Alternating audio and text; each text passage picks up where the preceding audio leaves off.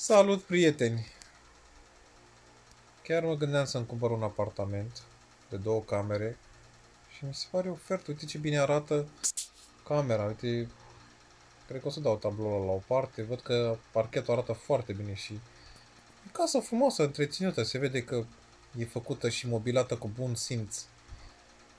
Aolo, și aici ce e? Parchet laminat din 1934. Satana! Ia uite ce e pe jos. Deci aici nici nu poți să pui un scaun, că deci tu intră în găurile alea. Deci, efectiv, dușul meu... No, stai, ce am văzut? Baie. Deci asta e baie și că e sufragerie în vilă. 30 de metri pătrați are numai baia. Și uite ce geam are, deci că e pus la mișto. Și chiuveta e albastră, ca zis să fie mai diferită. Deci mergem...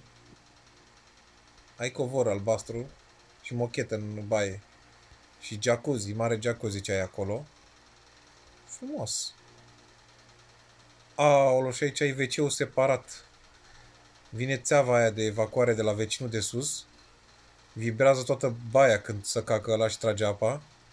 Și mai ia uitați, aici fix pe lângă WC-ul, îți trece pe lângă picioare, îți trece râulețe așa.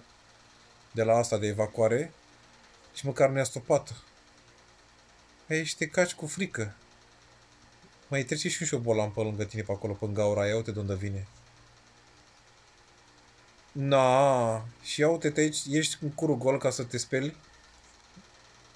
Să te speli la chiuveta asta mică. Și tot apa aia se scurge în chiuvetă, în găleată, uite și tu. Că n-are scurgere. Trebuie să, de fiecare dată când se umblă, trebuie să duci să o arunci în wc. Dar măcar ai viu. Când te speli, te uiți pe geam. Per total, eu zic că merită. Uite, aici e ușa la grajd. Aici te duci la măgari. Da. Eu zic că merită. Mai e și